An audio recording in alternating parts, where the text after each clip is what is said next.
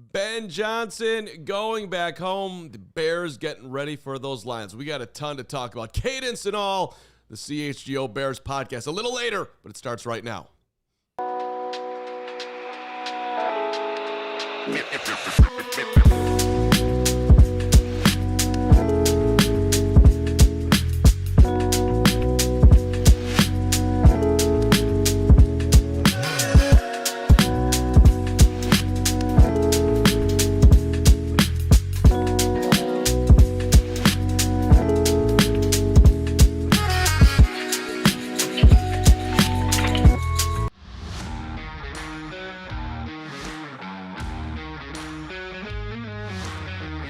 Appreciate your patience. This is the CHGO Bears Podcast presented by Bet365. Thank you to our friends at Bet365. Download the Bet365 app. Use the code CHGO365 when you sign up, whatever the moment. It's never ordinary at Bet365. Mark Carman, Greg Braggs in our studio B. And Adam Hoge from the Hoge Mansion today as he was out at Halas Hall on a little bizarre day here as we have heard from Ben and Kevin Byard and Roma Dunze. Caleb Williams is scheduled now to talk at 6:30 tonight, but we wanted to talk to you right now. Adam, let's just, you were out there today, kind of a weird day, so, as far as what was supposed to happen and what did happen. I know we're going to get a ton into Ben, but just being on scene over there, how would you describe today's events from a Hoge standpoint as the Bears kind of move some things around? Yeah, I honestly don't know what happened, but we were scheduled to talk to Ben Johnson, Caleb Williams, Roma Dunze, Kevin Byard. It doesn't necessarily always occur in the order that they list on our little whiteboard inside the media room, but so it wasn't necessarily odd that they went in a different order. But then when Caleb wasn't ready at all, and then they're originally gonna do it then they said he'll be closer to 3, and then it was like 3:30, and we're still waiting. And then eventually they said he's just going to talk at 6:30 because they have a walkthrough coming up. I think that's at 5:30, and so I'm sure they have meetings and all kinds of things. So all they said is that there was a schedule change, and that Caleb would talk later at 5:30. So that's what delayed us a little bit here. We were obviously hoping to have whatever Caleb said today, on today's show. Whatever he does say later, we'll cover it tomorrow's show, because there's still plenty to get to here on this Back to Work Wednesday as we turn the page to week 2 in the Detroit Lions. Yeah, and that's kind of where I'm at, like the turn the page. It took me a day to get through my feelings. I tweeted through it yesterday. I lashed out at many people, Gary included. Sorry, Gary, again. And I was in a bad mood. It stung, and I think you probably could tell on the post-game show even how much it hit us like a ton of bricks and hit me like a ton of bricks. I mean, the fact that this team was down the way they were in the fourth quarter they had, it took me a day to get through it, but I am now eyes forward on Detroit. I liked some of the stuff Kevin Byard talked about in terms of, hey, no more. We're not pointing the fingers on the offensive side or special team side. We got to take our own accountability, and if every unit of this team does that, I think they could have a bounce back here on Sunday, but it's not going to be easy. It is important, I think, for all of us, and you included, and I think Hoge actually has this. He probably doesn't need the reminder. It is a very long season. I myself did feel like it was over after Monday night because it was such a kick in the pants being up in the fourth quarter, kicking a field goal. The game's going to be over, and then I don't even know what happened, but it happened. I mean, I guess obviously I know what happened, and it did feel like, at least for me, oh, God, we're going to just slog through another Death Bears season. But the reality is, if they win on Sunday, they can still go 16-1. I've leaned on math every single and Steven just rolled his eyes at me. But listen, okay, maybe it wasn't at me. Listen, long season. We're going back to Detroit. I thought it was, who was the guy that was in there today, Ho? Carlos coming down from Detroit. First question to Ben. I thought that was great. As he's asking about, hey man, you left and then you went to Chicago in the division. How much did you consider that? Because you're gonna have to compete against your besties. I thought it was a really nice way to start the presser. Yeah, and he was on that Zoom call yesterday, and I don't know that he ever got his question, so I guess he just got in the car and drove to Chicago and Lake Forest. I love it. And so he got those. That's a huge story. If you're covering the Detroit Lions, that's a huge storyline this week, just like it is for us with Ben going back to Detroit. It's probably even bigger though for Lions fans who felt betrayed by Ben Johnson, as if he's not supposed to go take a job. You should turn down a job worth $13 million because it just happens to be in the same division. It's a divisional rival. It's kind of a funny storyline, but I also get it at the same time. Greg, you would definitely say the same thing if it was the other way around, right? No doubt. Traitor. I understand. I understand Lions fans' angst. I heard the St. Brown brothers, they said they were going to boo him when he came out, and obviously that was in jest. I did see that Dan Campbell was guaranteeing a win on Sunday as well, so we get a little bit of bulletin board material. But, yeah, obviously Dan Campbell and Ben go way back all the way to the Miami days, so, you expect them to continue to be friends here going forward. So, hey, Sunday's going to be an interesting little game of chess because they both know each other's tendencies. Yeah, the Dan Campbell part of it, I thought that was fun. Like, Ben said that they've been texting back and forth a couple of weeks ago. I view him like family. We worked together. He called himself a young, snot-nosed computer punk in Miami, 2012 and 2013, which I instantly thought, like, what would Hoge have called himself in 2008 when he showed up at WGN Radio ready to just learn about the radio business from the GOAT that is me, and look at him now, just all my wisdom, just it was a rocket ship right here to CHGO Bears, Hogan Johns, and everything else that he's accomplished in his career. I mean, what would you call it? I wouldn't be that harsh calling you a young snot-nosed computer punk. I would have called you a spry, intelligent, dynamic Wisconsin Badger hockey nerd, something like that. Boy, that plane just took off and had no destination whatsoever and got lost somewhere in the sky. Will never land ever again. How about we hear from the head coach, Ben Johnson, who he's the one going to Detroit this weekend. And yes, that reporter from Detroit asking some of these questions today about that return. And it's a good way for us all to kind of transition to week 2 and start focusing on this matchup with the Bears and the Detroit Lions, with Ben Johnson going back. Yeah. Everything last year ran through my head, and that was one of the unfortunate parts of making that decision. Was you were saying goodbye to a lot of friends in a great place, and so my family, myself, we have a lot of strong relationships there in that community. Hopefully that continues to stay that way as well. But we felt like this was the best opportunity for myself and my family, and we were really excited about coming to Chicago. And so at times you have to make tough decisions, and that's really how that one went down. I asked Dan on Monday how he considers, your relationship. He said you'll always be a friend. You said you hadn't heard from him since August, I guess.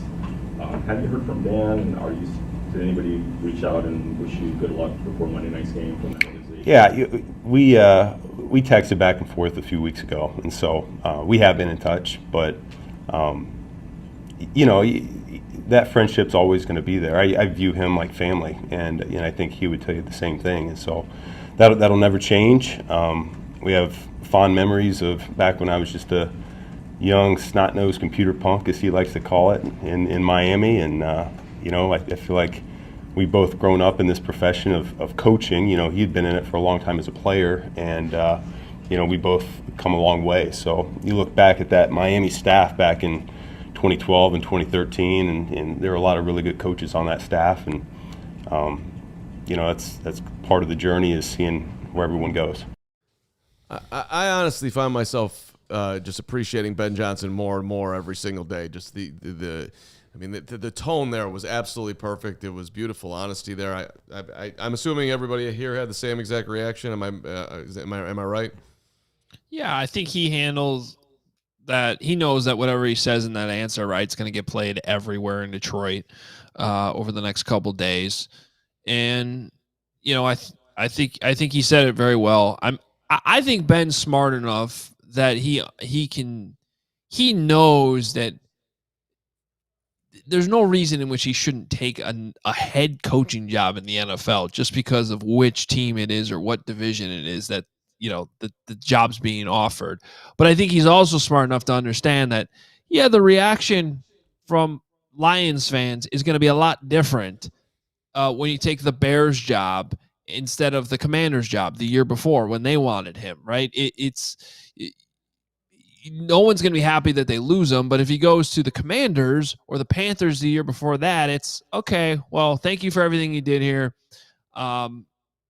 Best of luck. We're going to miss you. Now, how do the Lions recover? In this situation, it's like you understand some of the bitterness from the fan base that he went to a divisional rival where now you have to play him every year, twice a year. And that sense of missing him becomes a little bit more worrisome because he might also beat you twice a year and just compound everything. So I think he's smart enough to understand that reaction in Detroit. I'm sure it's mixed feelings, and he probably wishes there was a world in which he would get more support from that fan base. But here's my perspective, because I like entertainment.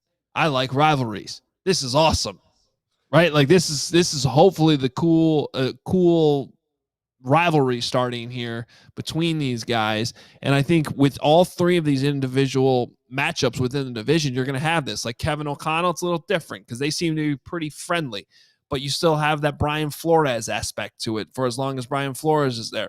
Now with the Lions, Dan Campbell, their family, he just said that, but he wants to go in there and win. And those Lions fans are going to be feeding, we got to beat Ben Johnson. And then obviously the Matt LaFleur thing, which we'll get into later in the season, that one might be the most contentious just because of what was said at the introductory press conference. So here we are.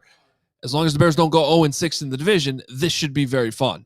Well, that's kind of my point is, can we wait on the rivalries until the Bears are ready to play these games? Because after week one, we're not ready yet. All right, time out. Let us get our feet underneath us. I thought for a minute we were going to take that first Vikings game, but I think ultimately if you're a Lions fan and you're in your emotions about it and you're trying to dial up this rivalry now with Ben Johnson with the Bears, at the same time, if you're rationally thinking, like, you should be appreciative that Ben Johnson stuck it out for one more year and tried to get to the ultimate, to the mountaintop. They were trying to win a Super Bowl. He could have left a year before. He had a bunch of reasons why he stayed, including, continuing to develop as a coach so he'd be fully ready for a head coaching opportunity. But then at the same time, he did stick it out for one more year, and that whole team gave it their best go. And I think Lions fans probably would have taken that pill a little better had they won a Super Bowl within that era these last 3 years.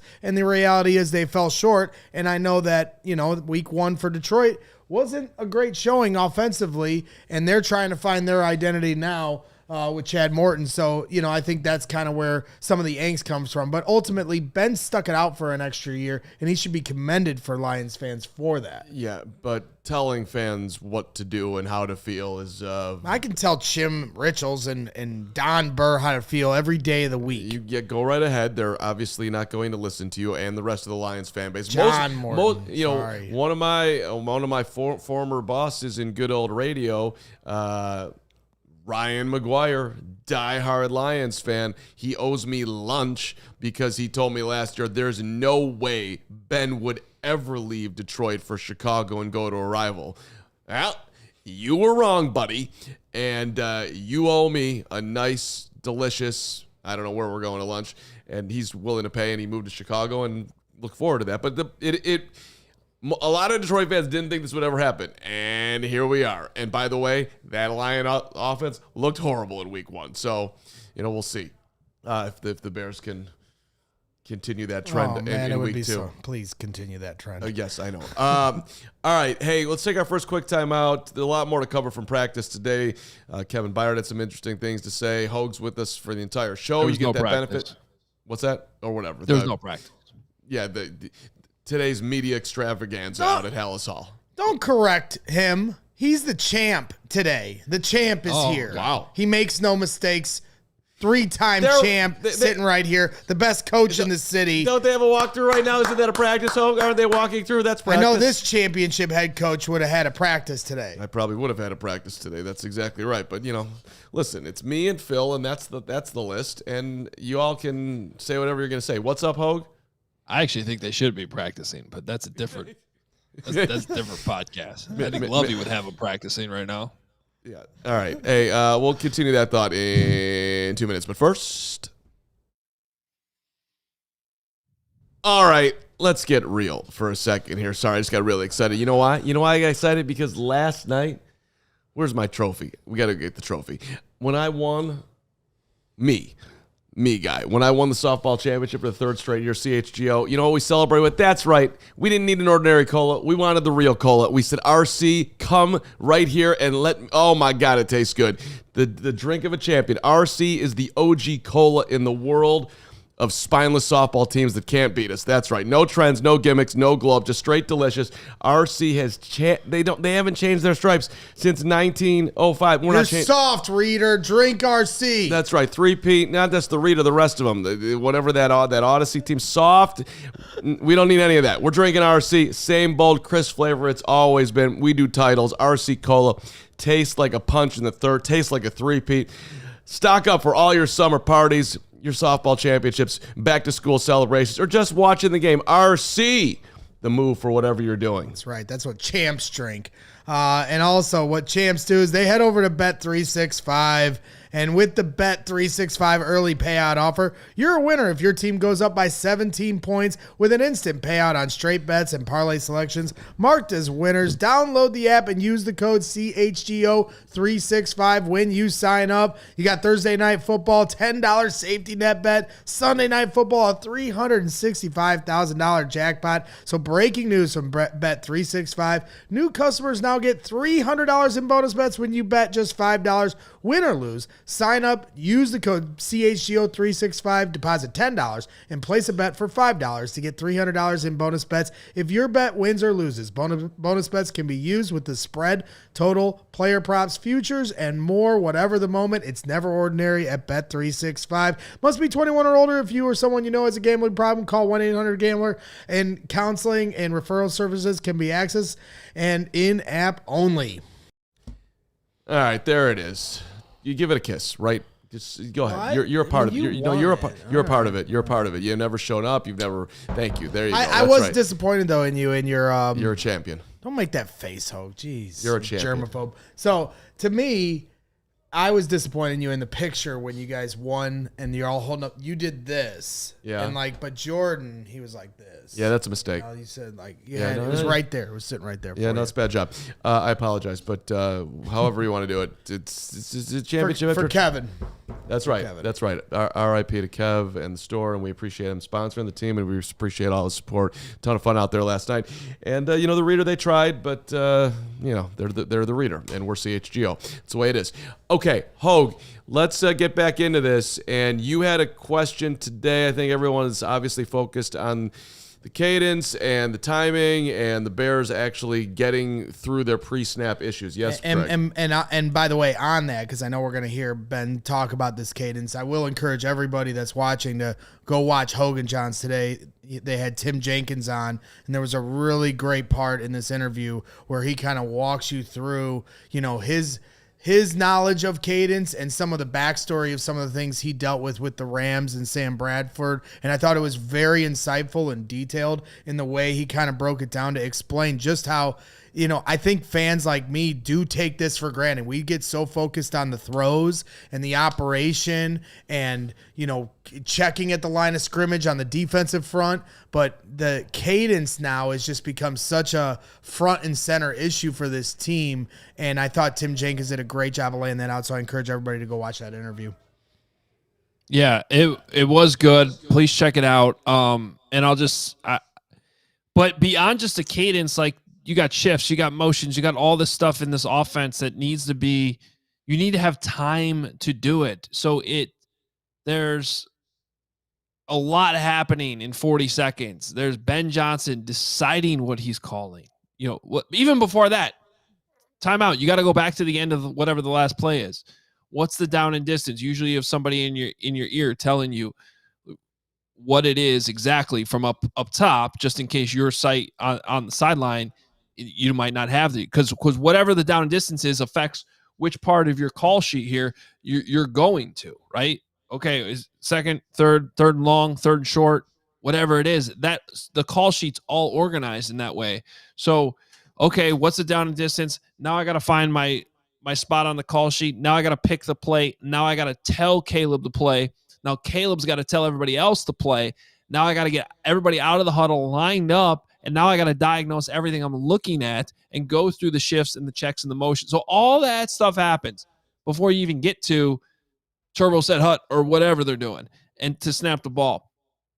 And I know it seemed like to all of us that they just seemed rushed on Monday night, that they were breaking the huddle a little too late and not leaving enough time for a young quarterback going through all this for the first time in a regular season game to do everything he needed to do. So that was the question I asked Ben Johnson. Here's that exchange at Halas Hall. Ben, were you happy with the time that you were, I guess, still had left on the clock when you were breaking the huddle? In other words, did you feel like you were breaking the huddle quick enough to do everything you want to be doing pre-snap? I don't think we ran into any delay games. We did have to burn through 2 timeouts because one was that 4th down. I was a little late getting that call in, and another one we were gonna probably have a delay had Caleb not called the timeout. And so, other than that, though, I thought the calls were getting in decent and orderly fashion, and we'll continue to speed up that process in terms of breaking the huddle from there on out. Do you guys remember last year when the head coach could not take any accountability for anything? And when then he tried to take accountability for something and it came out sideways then, and this guy's just like, yeah, I could have gotten a couple of calls in, but for the most part it was okay, and I do need to be better there. And yesterday, after the game, he laid out 3 things that he could have done better. We shouldn't have kicking it through the back of the end zone, and this timeout, this challenge. It's unbelievable how refreshing this guy is my point. I do think he's Adam, I don't know if you're hearing it the same way as I'm hearing it, but he's making it very clear over and over again that this is a whole operation himself, the whole team. I think he is doing a little bit of a extra step to not put this just on Caleb. Without a doubt, but I think he's doing it in a very fair way, right? Like, as long as you point the thumb at in the areas where every single person on that offense. So, like, everybody, maybe not everybody, because not everybody can hear Ben, but Caleb knows that before that 4th and 3, the call came in late. So he knows that that's not his fault. So it's all right. If this guy's going to call me out for when I screw up, at least he's willing to do it when he screws up. Because not everybody knows that. We can't hear the headset communication, but Ben and Caleb know whose fault it is. So as long as you do that, and then also I think he's doing a decent job too of he's sprinkling in a little blame here. He's holding players accountable like he said he would. He's holding himself accountable like he said he would. But he's also, now that we've gotten in the regular season, there's actual game to react to, couching some things overall, being like, it's everybody. We're all going to work on this together. We're going to get it. So you're still getting some of that coach speak, which, every coach has to do that too. So I think it's the right balance. I think it's the right balance between all those 3 things. And I think it resonates well for everybody. I think it resonates well in the locker room. I think it resonates well in the coaching staff. I think it resonates well with the media, who's going to develop some trust when I'm asking him a question and I'm looking for a truthful answer. I'm going to believe what he's saying, as opposed to so many other coaches that have come through this town where you ask him a question, you're like, okay, he just BS'd me on that one, right? So, and then the fans hear it and they love the accountability and they believe what the coach is saying too. And when you screw up and you make mistakes like he detailed yesterday and you're willing to say it, they're going to give you more leeway too and not try to run you out of town as fast. Because we've seen this happen with coach after coach. Once they lose the trust, once the fans lose the trust, once the media loses trust, usually then it's the players. And once the players do it, that's when you get fired. So at this point, despite an 0-1 start and a disastrous first game, 4th quarter that ended up in a loss, I think everybody can take a step back here on Wednesday almost 48 hours after the game and be like, all right, we can kind of reset, give this guy a break. Now go out there and show us next week that it got better. Yeah, I mean, I think that's the one thing where it's like, man, you almost wish they had a home game this week to have a second follow-up on cadence, because it sounds like obviously being on the road and in a loud crowd, they're going to go silent with their, cadence, in Detroit. So, it's going to be a different approach now this week than, some of the issues they had here last week. So, ultimately, picking through the Wouldn't answer. it be funny? Sorry to cut you off. Wouldn't it be funny if like the Lions fans all got together and they're like, hey guys, let's not make any noise this week. Yeah. Let's force them to use their cadence. Yeah, that's a good idea. I mean, honestly, see if but they're too stupid up there to ever, organize like that. So. Shots fired, Chim. What up, Greg? Yeah, that's right. That's right, Detroit. But I would just say, in terms of Ben's answer to you, like I know just me and you watching the game, I don't necessarily agree that just because they didn't have any delay games, and I thought that was a good underlining, because it's like, oh yeah, they had 12 penalties. I kind of forgot they didn't have a delay game, because it felt like those operations and everything we saw. Because the thing about training camp was the majority of the pre-snap penalties were delay of games. It wasn't. I know there were a lot of false starts. If you had to rank what was more, delay of games or false starts, I would have said delay of games over false starts. I don't think I would have. I think it was more false starts. We saw Luther Burden getting pulled off the field. We saw it happening with the offensive line. It's fair. They were both big issues, it was both, but. So the Listen, fact that the fact of the matter is, you're right. But the fact of the matter is that this is, as Ben underlined, this has been going on for a long time, right. And it's an emphasis today again. Right. So no delay of games. So he's kind of defending like, yeah, it was. But from my standpoint, I'll just speak for myself here. It did feel like everything was very rushed to the final second of the play clock. So is that him saying that the operations are correct? Or is that him saying, no, we're getting the call to him on time, and now they have to be more efficient getting to the line of scrimmage and getting the play called quicker? Yeah, I'm with you, Greg, because overall, like I was almost slightly surprised that he wasn't a little bit more critical or giving a little bit more of a sense of urgency that, hey, we got to get this better. But if you really listen to his answer, I think he did all those things I just broke down in my last answer, where he's like, hey, that one timeout was on me. That other timeout was on Caleb. And as a group, we're going to continue to work on speeding it up. But it wasn't that big of a problem. I think that's a fair answer across the board. There's a little coach speak in there at the end, but he's also acknowledging the problem, and that it does have to speed up. And he acknowledged the faults of the two big ones that forced a timeout. Like, I can live with that overall as an answer. But I think we all know everybody would like the play call to come in faster, Caleb to relay the play call faster, and then ideally, I mean, in a perfect world, and it's probably asking too much, if you could get to the line of scrimmage with 20 seconds on the clock, then Ben can still talk to Caleb and help him before it shuts off at 15. Because for those people that don't know that, the headset shuts off at 15. Caleb can't hear him after 15, once it gets to 15 seconds. And that would be really helpful, because we've seen that from other coaching staffs in the past. So that part is huge, by the way, because if they do exactly what Hoge just outlined, that he's at the line of scrimmage or whatever, he's just talking to him, hey, Rome should be open on the flag right here. DJ should be, he can give him exactly what he should be looking at in that 5 seconds, because he can see the way Detroit or whoever is lining up. Those 5 seconds can really lighten the load on the quarterback if they can get that done. And perhaps, and I don't know this for sure, an example of exactly that, Carm, would be the play we broke down in our new insider analysis column today for diehards on ALLCITY.com, which was the corner route to DJ that appeared to be open with a smash concept on what would have been to Caleb's right side, the front side of the play, the bottom of the screen for those of us watching. And the one thing I don't know, and maybe I can get this answered later on in the week, is I just don't know why his eyes were to the backside at the start of the play, when, to me, that smash concept against two high safety is exactly what you want. And so when you're at the line of scrimmage and you're seeing the coverage, most offensive systems will have the rules will be determined by what you're seeing coverage wise.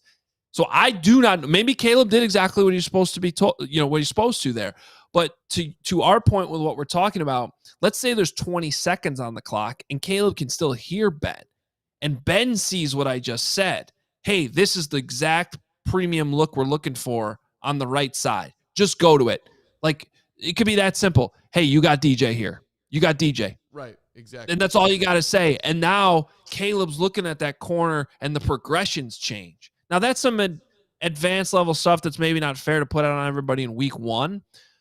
I also think we're being a little unrealistic in expecting them to get all of that done and lined up at 20 seconds at this point. That seems like we're all asking a lot at the. Yeah, well, I'd appreciate it because I ate an entire box of cereal yesterday because they can't figure this out. What kind of cereal? What flavor? It was my daughter's Captain Crunch, and she's not happy with me about what transpired yesterday. Did you really eat an entire box? No, not an entire. Okay, can I conflate? I'm in my feelings. Okay. Did you eat half a box of Captain Crunch? No, you cannot. I want it because it's possible. Half a box? How many bowls? It wasn't bowls. I just was sticking my hand in the box, just pulling it out. Hand in the box, pulling it out. Bears 20-25. All right. Way to go. You can conflate, just don't inflate. The old hand in the box trick. Okay. More from Halas Hall coming up. We got a little bit more from Ben. I think we have. Do we have any of the? No, we don't. Okay, great. Anyway, We got a Lions injury report too. We do, and some big names on it. We got a lot to do. Don't go anywhere. We're back in 2 minutes. First. The world's most popular Monster Jam trucks. You look like a Monster Jam truck. The drivers, you look like one of those drivers. They're coming to Allstate Arena September 12th to the 14th. They're ready to, the big nonstop excitement, the gravity-defying stunts, the heart-pounding races, the incredible amount of talent just oozes right off them. Plenty of big air. The world's best drivers tearing up the dirt. That's right. We got racing. We got two-wheel skills. We got everyone's favorite. Start freestyling right now, Greg Braggs. You can do it. Where Monster Jams defy the laws of physics and do the impossible. Get ready to cheer and be amazed as Monster Jam truckers and world champion drivers take over Rosemont this weekend. Tickets on sale now at www.monsterjam.com. That's monsterjam.com. Go get your tickets. September the 12th to the 14th. All right. And I got some bad news for you, Mark Carman. Winter will be here before you know it. We got to embrace it. And if you have a plumbing emergency, call Four Seasons. An electrical emergency, call Four Seasons. Need a new hot water tank installed today?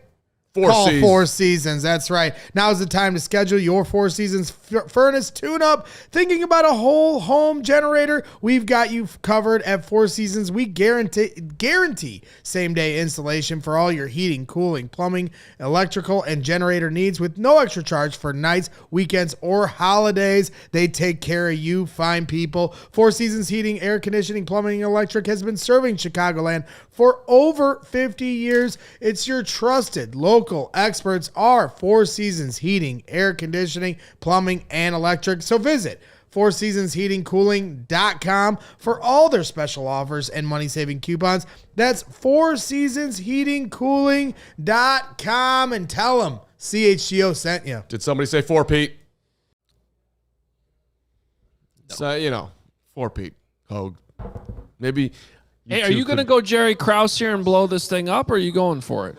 I actually would like to get more people that are employed here playing on the team, but those efforts have fallen on deaf ears. So I would blow up the team if less talented people like Greg Braggs wanted to play, but I'm good. But he's good. So I'll probably keep it together. Hey, we got a $50 super chat. Let's get Dad Bod Bears fan in here. I know all about that. Yeah, Dad Bod, you're still bringing it. Don't down yourself. You know what's up. All right, Dad Bod. 1 year with no diehard shout out. I think that's what you mean by DH. Yep.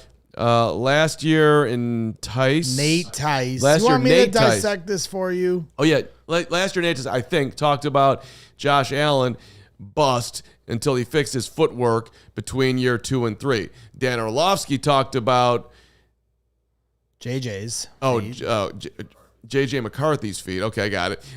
Leading throws, and Caleb Williams being haphazard. Caleb Williams leads in overthrows. Why are they not addressing this? Well, they are. I think they are, right? Thank you. Yeah, Ben's been talking about it. Ben's taken this head on in terms of what he thought the accuracy issues were. It goes back to footwork. Yeah, he said it in today's press conference. He was asked directly about it, and he said that it wasn't perfect yesterday, but on the times where it was, everything was clean. He talked about it during training camp about leading with his feet, and making sure those are aligned right. If his feet's right, the throws are right. So that is something, as you said, Hoge, that has been, and that is, I think been the overarching theme with Ben Johnson as soon as he's gotten here. He understands the issues. He understands what they are. They're not trying to cover them up. They're not trying to say, how do we work around them? They're trying to fix these issues, not just with Caleb Williams, but the whole offense and the whole team for that matter. Right.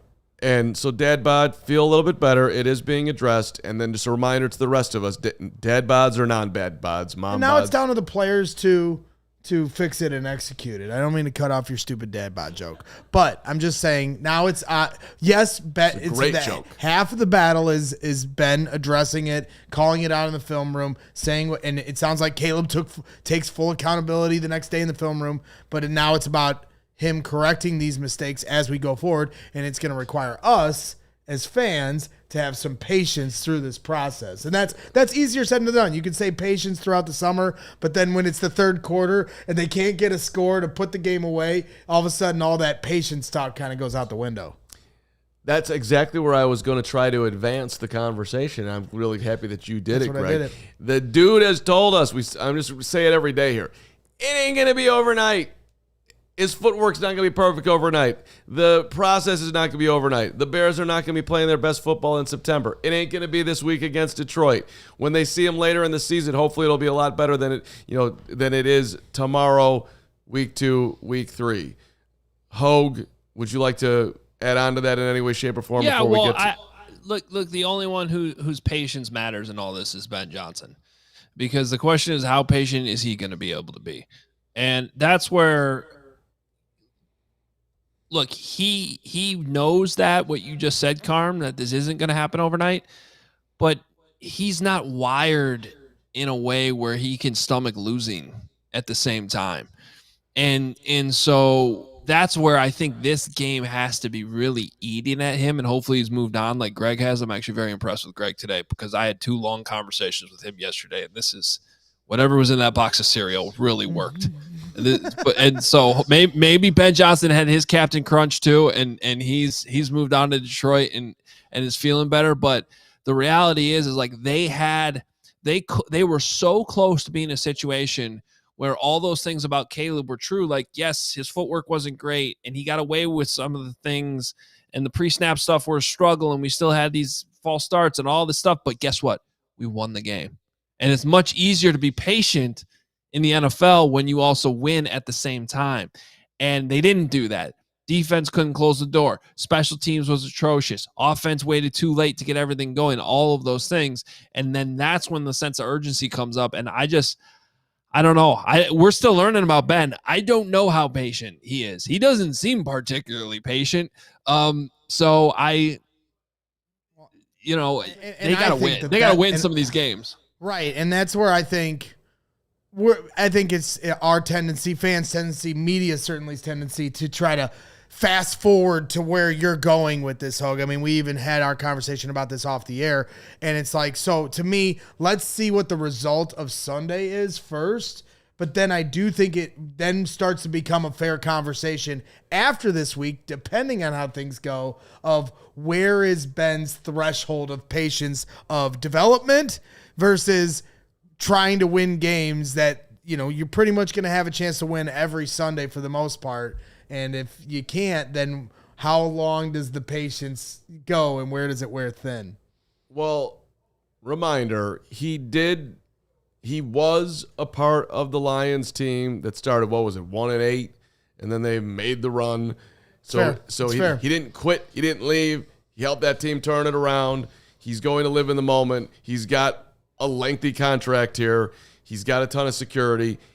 And yeah, he doesn't want to start out his Bears career, his head coaching career 0-7. But I think he also he's a smart guy. He's a realistic guy. I think he will keep his eye on the ultimate prize, which is getting the Bears where they ultimately need to go versus taking shortcuts to get there. But also at the same time, threading a very thin needle here. Like, how do I give us the best chance to win each week? They're not trying to throw away the season. Should we do a little look at Detroit here from Ben before we stop talking about Ben for a second?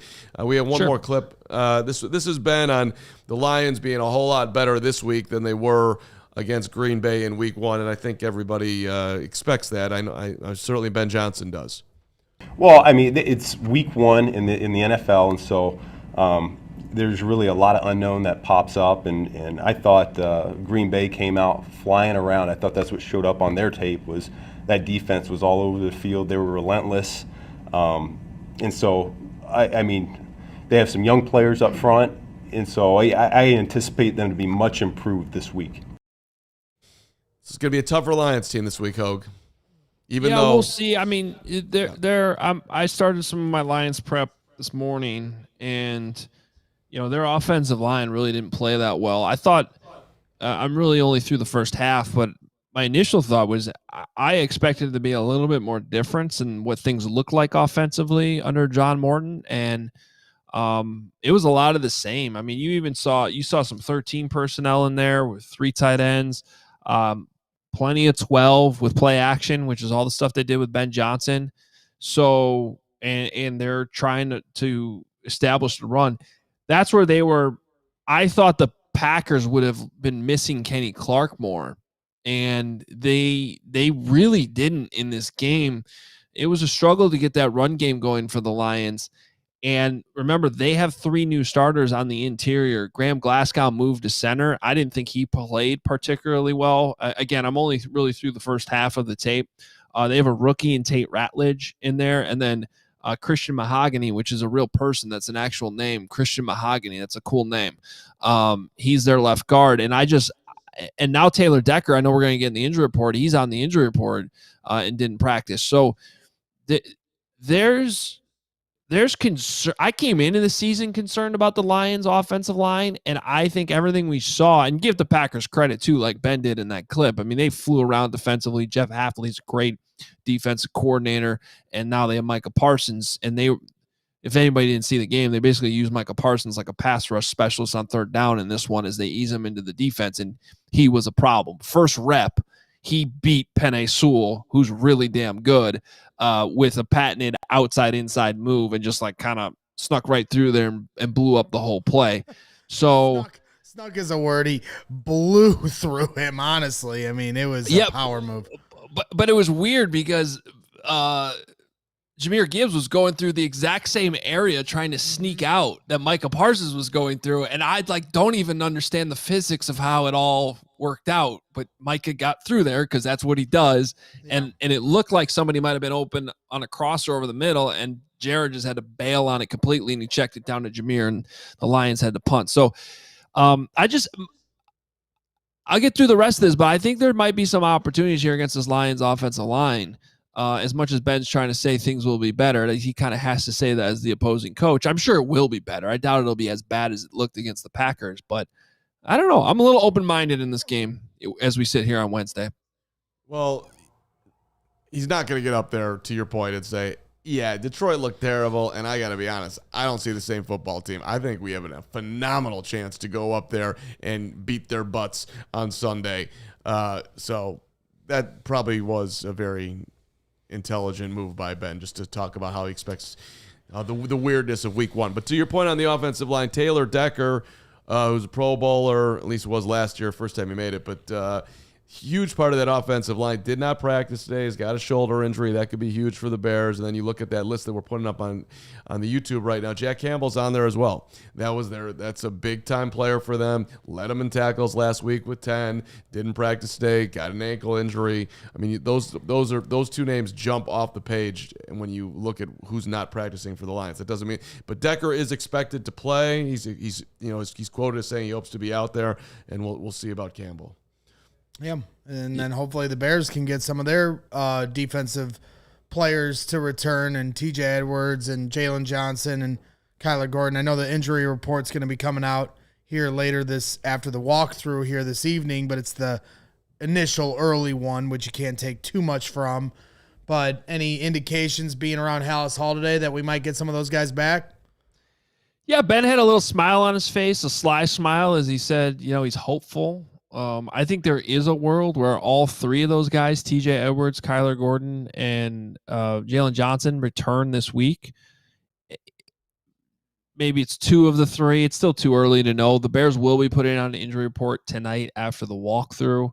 But again, it's a walkthrough. It's not a practice. So we'll probably have a better gauge of this tomorrow after they practice, kind of where things stand with those guys.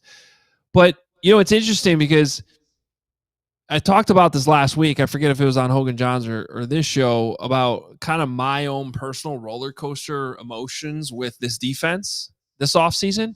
Like, I remember coming into training camp and being kind of worried. Like, I love the Dennis Allen hire, but just feeling like we're overrating the team a little bit, the defense a little bit. And then they looked awesome to start camp. I mean, they really did. They looked awesome. And I'm like, wait a minute. I mean, this really just needs to be a top 10 defense this year. And right now it looks like a top 10 defense.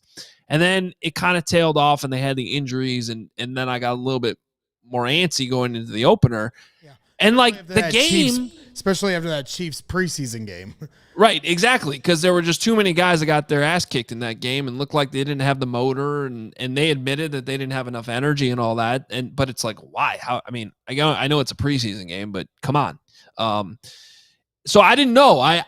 And now I'm still confused. And this is the next topic we're going to talk about here on the show. Like, is this defense going to be the defense we saw in the first three quarters against the Vikings, or is it going to be the defense we saw in the fourth quarter, or is it going to be this type of year where we don't know? I mean, it might really vary from quarter to quarter, but I do think you can look at this glass half full and be like, hey, they played really well. They rattled J.J. McCarthy. They stopped the run for 3 quarters. It all fell apart, yes, but what's it going to look like when they get these 3 guys healthy? They didn't have Kyler Gordon. They didn't have Jalen Johnson. They didn't have TJ Edwards. That touchdown, Noah Sewell played great, but that touchdown to Aaron Jones, that's them picking on a guy who doesn't have a lot of experience and probably isn't the best linebacker in coverage. Now, good job by Kevin O'Connell. Maybe they still get that touchdown against TJ Edwards too, but those are the types of things when you start looking at matchups and how much guys returning can really make a difference. I think it's okay to be bullish that it'll all look better once these 3 guys come back. But I don't know. I'm interested to hear what you guys have to say because I'm not convinced. I think this might be a little bit of an up and down roller coaster year with the defense and sometimes even within games like we saw on Monday night. I'll take it today. I'm going to agree with you that they're going to be a lot better when TJ's back out there and Jalen and Kyler as well. But let's expand on that. I was just going to say I think there's a few variables that we have to consider in this, and that's A, the players being out, but B, you hold B. Okay. In 2 minutes. Our final break. Thank you. But first, final break. Hey, shout out to our friends at Ray CDJR. What's up, Ray Scarpelli? You're a champion, too. You've supported this show. New vehicles are in store at Ray Chrysler, Dodge, Jeep, and Ram, and this is your chance to score a great deal at the Drive Into Fall event. I still love the tracks, but I might upgrade. Thinking about it right now. Get $15,000 off MSRP or get 0% financing for 72 months on the new 2025 models. Plus, you could shop over 125 vehicles priced under $20,000. The friendly team of brand experts, you're going to love them. They're awesome up there. Ray CDJR will help you at every step of the way, give you the great advice, and they also give you the raised price promise. You can shop confidently, no add-ons, no hidden fees ever. The price you see is the price you pay. For more information, visit Ray CDJR today on Route 12 in Fox Lake or online at raycdjr.com. They've been serving the community since 1963. Shout out OB. That's right. Well, hey, I'm heading to Wrigley Field on Friday, as we typically do on a Friday 120. And when I do, I make sure to hit up our friends at Game Time. The Game Time app gives the advantage back to the fans. It's the hack for unlocking amazing tickets and experiences just in a few taps. It's incredibly easy to use, and the Game Time guarantee means you can trust you'll get 100% authentic tickets on time and at the best price. There's so many great things to love about the Game Time app. Last minute tickets, lowest price every time. Always wait until first pitch or kickoff to get your tickets. That's when you're going to get the best deal. And when you go on the app, they give you the hot deals, the special deals. They give you the cheapest deals. They show you it all in an aerial view, and that's how you know what you're doing and what the best deal is for you. So take the guesswork out of buying NFL tickets with Game Time. Download the Game Time app, create an account, and use code CHGO for $20 off your first purchase. Terms apply. Again, create an account, redeem code CHGO for $20 off. Tap, ticket, go. Download the Game Time app today. Just bought a couple for Friday right there. Just right then. It was that easy. Shout out my friends at Game Time. That's right. So, yeah, as I was saying, going back, like, to me, there's some variables that we have to consider in terms of what to expect about this defense. And obviously not having Jalen and Kyler and TJ are part of that. But, you know, you're going up against a rookie quarterback who the first three quarters certainly looked like one, and then in the fourth quarter he made adjustments. But then when you talk about how they stopped the run or how they're going to, like in training camp, we saw a lot of double safety blitz. How many times did we see them do a double safety blitz last night?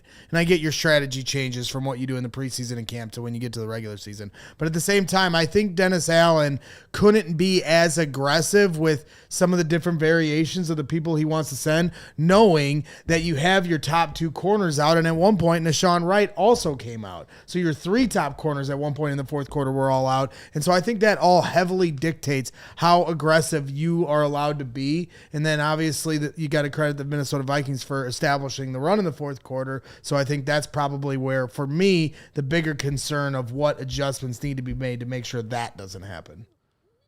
I'm more of, I hear what you're saying, and I'm more like, I'm focused on the pass rush.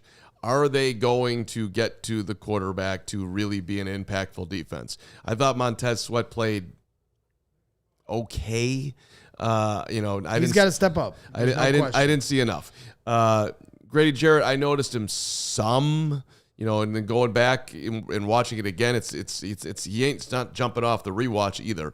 So look, if they're going to be the defense that I think this team needs them to be, if they're going to win football games, shut down. If the Bears aren't scoring a ton, as well as they played for three quarters, they're going to have to do it just like Kevin Byard talked about for a full fourth quarter, at least for a while here, while the Bears find their footing offensively. I'm overstating the obvious. It feels like, Hoge.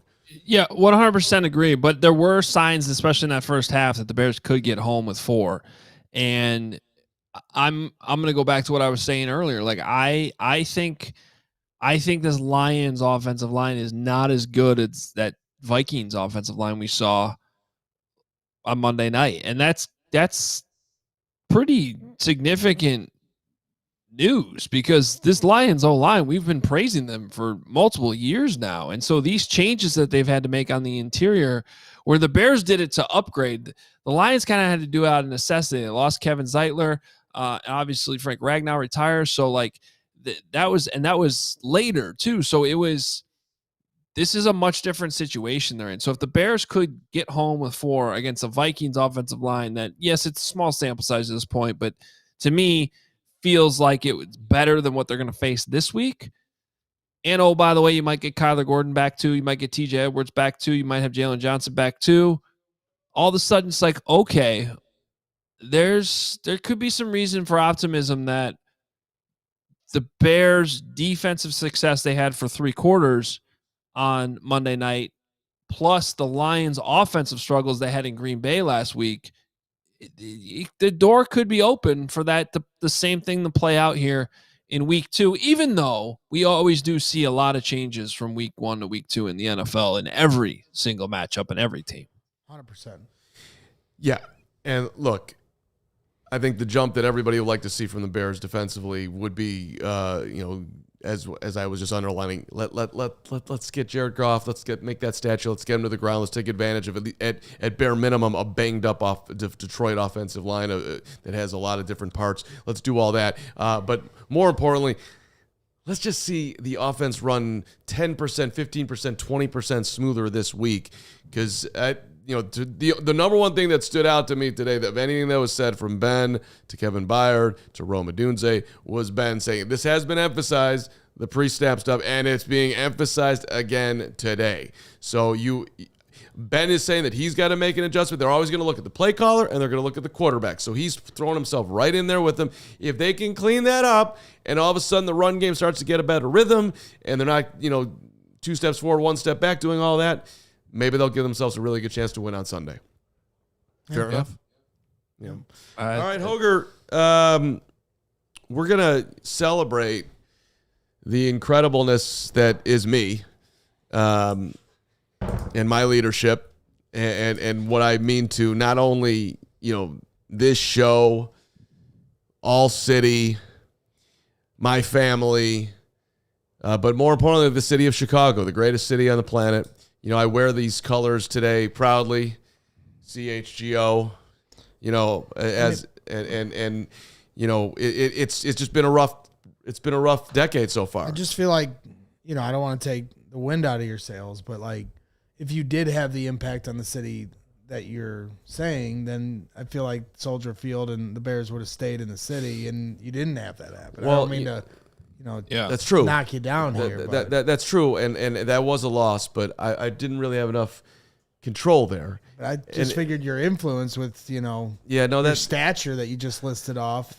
Well, now JB is asking for $550 billion, $550 million for them to be able to move to Arlington Heights. So maybe my influence, don't count out my influence. Maybe I will be able to get back in there with the way this thing just keeps on moving around. Although my newest idea for the Bears is, the Metro goes to Kenosha, Wisconsin. Why don't we just go play in Kenosha? It goes just as easily to Kenosha as it does to Arlington Heights with the way that's going. Hogue, I see you shaking your head. You want to go to Kenosha? It's close enough to you up there in the beautiful Vernon Hills. Why not? I don't want to go to Kenosha, and that's actually not true because not every one of those trains on that train line go all the way to Kenosha. And Arlington Heights is closer. And can I go yet? Am I allowed to go? Yeah, fine. Leave. Bye. Have a great day out there tomorrow.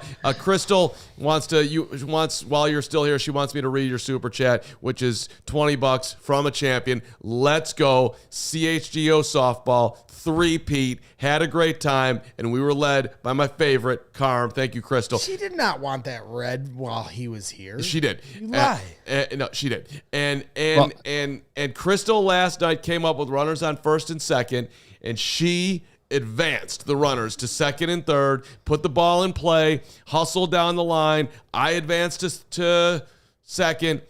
Whoever was in front of me, somebody who doesn't work here, advanced to third, and then we scored. And those runs actually matter because we were up 11-3 going into the seventh, and they scored 5 runs, whatever team we were playing, and we won 11-8. So Crystal was a big part of it. You can go, Hug. Yeah, I was going to say, just congrats to Crystal, first and foremost. Congrats to Dennis Gambino and Adam Harris and everybody else on that team that does not work at CHGO. Great job, and congrats to you too, Carm. Nice job. Thank you. I mean, when I got here, this softball team was pathetic, and I just told everybody, get off the team, and let me put some people on there that can play. He did the Dickett thing.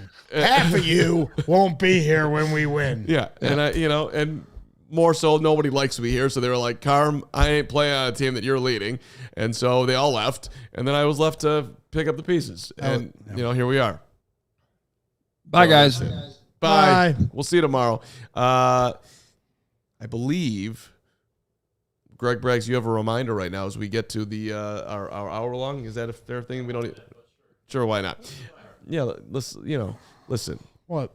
I think people should support this show. They should. And the efforts that we're putting in every day. They should. And the best way they do. And they do. And we appreciate all of it. The best way to do that Never gave Dad Pod a diehard shout out, but I will give all of you fine people a diehard shout out. And make sure you become a diehard at allchgo.com/diehard, and you get exclusive written content from Adam Hoge, Adam Johns. They actually had a great article come out today where it's the Insiders Edition, where you learn some different things about the team, where they kind of collab together. You get separate articles that they put out weekly from both those fine gentlemen. Patrick Norton does a lot of written work, Mark Carman as well. So make sure you check that out. And when you sign up, you get a free shirt right out the gate. You get discounts on our events, including our tailgates. If you came to the week 1 tailgate, it was an absolute madhouse, and so you'll want to be here for the week 3 tailgate against the Cowboys. They don't play the Cowboys until 3:30, so we got, another one where we get a little extra time to have some fun. So make sure you come on out as we have officially hit overtime here at CHGO Bears. Great, phenomenal job, Phenomenal. Gregory. Phenomenal. And the diehard tailgate thing is amazing. So we'd love to see you guys when we all have to join together when the Flus comes to town. Even you, Pizzatola. Don't worry about never supporting me. It's okay. You come out to an event. I make special time to listen to you and love you up, and just stay in your hate Carm lane. It's all right. But we'd love to see you at a tailgate, Pizzatola, and the rest of you. But it is a special moment in the show's time right now, Gregory, because it's not every year that you win a three-peat. That is not. And this gentleman that's joining us right now is a radio legend. Uh-oh. We used to hear his voice on the overnights. He was producing the show that Les Grobstein was hosting. And Adam Harris would be screaming at Les that he was a complete moron, but he loved him dearly. And those were I think that's some of the best radio that I've ever heard in this city. Les yes, Grobstein we bobblehead here to the set then. We have a Grobber bobblehead, but this is our leadoff hitter. This is the sexiest man on the team, always coming with he's got a ripped shirt. The guns are out, playing center field, and does that guy not look like a champion? Adam Harris, welcome to CHGO Bears. Thank you very much. Yeah, this is exciting. This is exciting, Greg. I need to see you on the field, Gregory. I need to see you there. Well, I mean, a year ago, I tore both my ACLs, so I've been recovering through that, yes. And so while Carm probably is throwing me under the bus every time you guys are there, why I'm not there, We don't talk about that you. was the reason I haven't been there. So we'll see a year from now if I'm a little further down the recovery road and I feel up to it.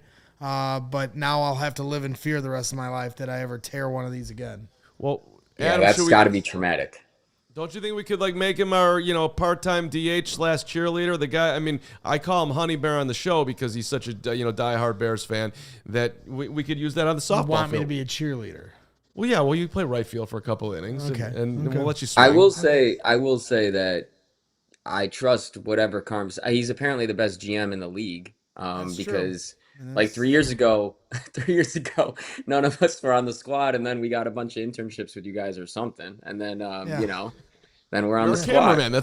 You're the cameraman. Yeah, I'm a cameraman. That's right. That's right. You bring out Crystal, by the way, is adding a $5 chat saying, "Hey Adam, my annoying softball buddy, F Green Bay," and I wasn't going to bring this up, but yes, now we're gonna have to end this interview short. But I was Adam, about to say, he kind of likes the it's time to Packers. let you go. Yeah. I appreciate y'all. It was fun this year.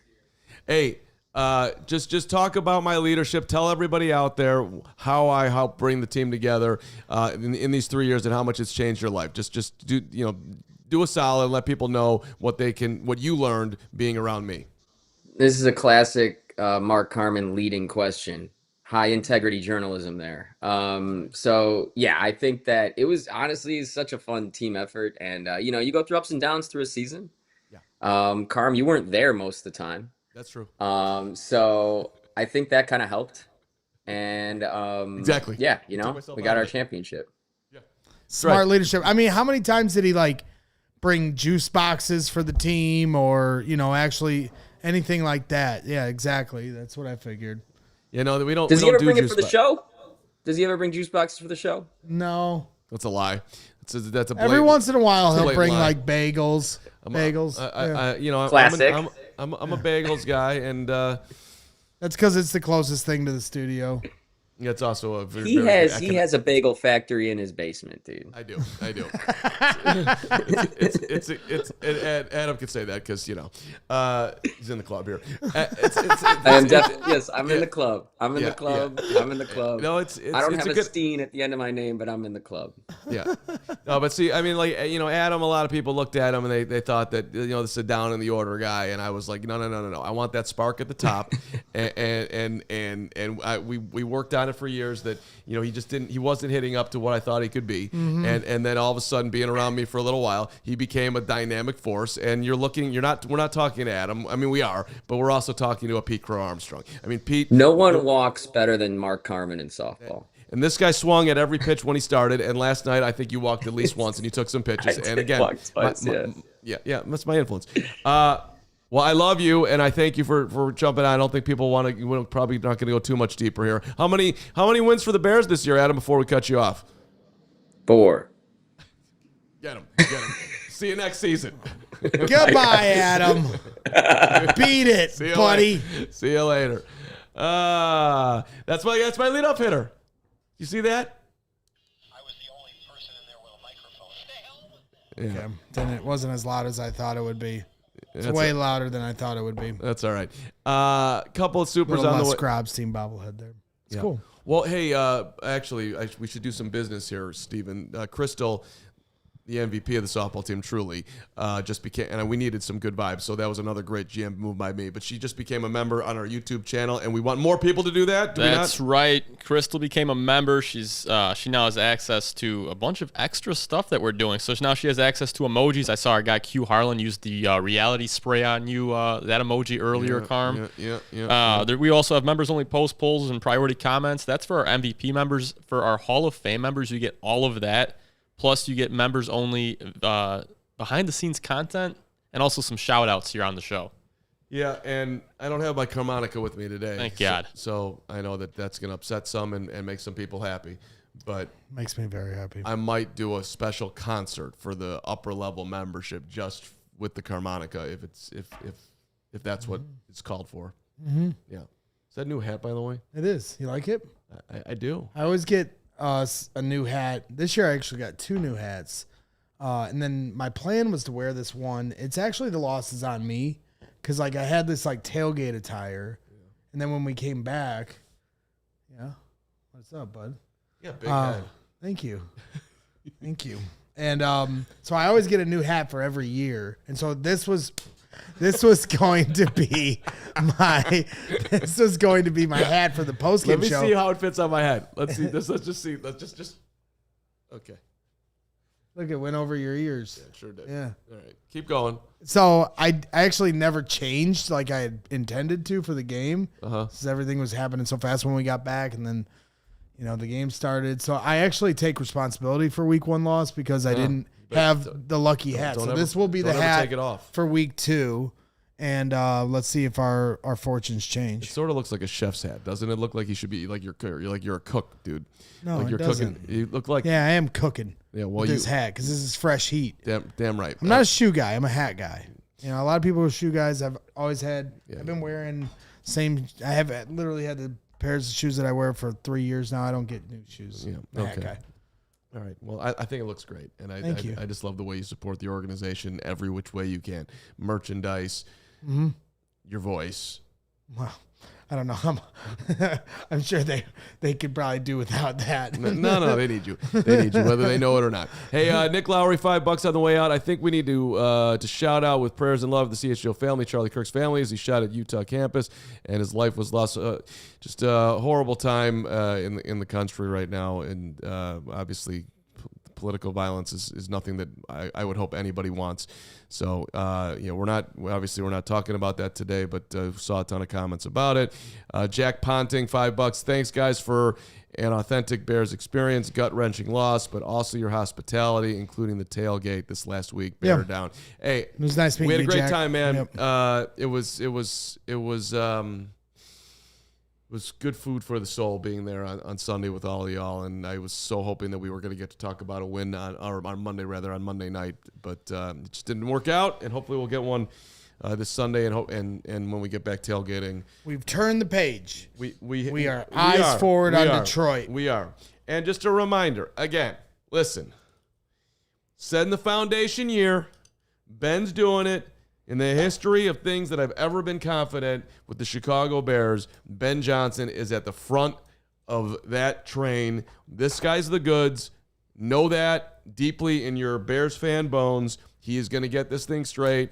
It ain't going to be overnight, but it's going to happen. So for any despair out there, I'm a TIB or trust in Ben. I think I don't think there's any reason to step off any of that whatever missteps he had in week 1 or whatever missteps he's going to have the rest of the year as his first year as head coach. This guy's the goods. It's obvious. We got him. It's a miracle. He's going nowhere. The Bears are in a way better position now than they've been in forever as far as their head coach is concerned. So absolutely. So when you're having whatever your nauseation is at being 0-1 on a game they gave away, I that's what I'm sticking with. It makes me feel better. Steven, anything from you on the way out here? Are you good? Nope. Caleb Williams speaks at 6:30. We'll be watching. And so tomorrow we'll have updates more from Halas Hall. I think Adam Johns is supposed to join us tomorrow, potentially. I don't know. I forget the logistics of tomorrow for that. But we definitely are going to hear from Caleb Williams tonight. We'll talk about that tomorrow and everything else. We'll cover it all, baby. That's what we do. We'll cover it all. That is what we do. I lied. I do have something. Yeah. Become a diehard. We still have the deal going on. You want to go to one of our tailgates, just like the one Jack brought up that he had a great time at. You could do it now. We have 2 different offers. We've got the $59 intro offer. We've got the $89.99 intro offer. The $90 one offers 2 Bears tailgate tickets, so you could party it up with us beforehand. So yeah, the $90 intro offer for the tailgate tier, 2 free tickets to any tailgate of your choice, and a free shirt. If you just consider the value of what a tailgate ticket and the shirt costs, it literally pays for itself as soon as you sign up. So if you are one of the diehards that's lucky enough to have the ability to come to our tailgates, sign up through that tailgate tier, and now the thing has paid for itself before you've even gotten any of the exclusive written content or anything else. And that's how we take care of you, fine people, for supporting this program. We're in it with you every day. We're riding this roller coaster, doing the best we can, trying to entertain and inform and do it all. And we appreciate everybody who has watched, liked, subscribed, and the diehard level. We really, really appreciate it. And yes, anybody else who would love to support the show, it's a great way to do it. Come on, 2 tailgate tickets. Come on out, eat every piece of barbecue you can possibly eat, and then, get yourself well liquidated to head on over to Soldier Field. What could be better than that? You've taken your time. Yeah. You've paid your dues. I put, we are the champions, Greg, and if anybody would like to hit me up in the Discord about, what it is like to be a champion and how to become a champion, I'm available and I will be talking about it. But yeah, we know you'll be talking about it. Yeah, but the best thing you can do, honestly, if we're going to be honest, just go get better players than everybody else has, and you'll win. And that's what I did. And you won it for Kevin. We did. And so we did. And that's a real note right there, Kevin. Kevin reached out to me before the season, and he was like, hey, man, can I, Charlie the Bacon guy, shout out to Charlie the Bacon guy who sponsored us last year for the 2-peat. And, Kevin just reached out, hey, I don't want to step on Charlie the Bacon guy's, shoes, toes, thank you. But can I do that? And so that's how it ended up working out. And it was a super nice thing for him to do, and we appreciated it. So have a great rest of your night. We'll talk to you tomorrow. Thanks for watching CHGO Bears. We all silly like the mayor.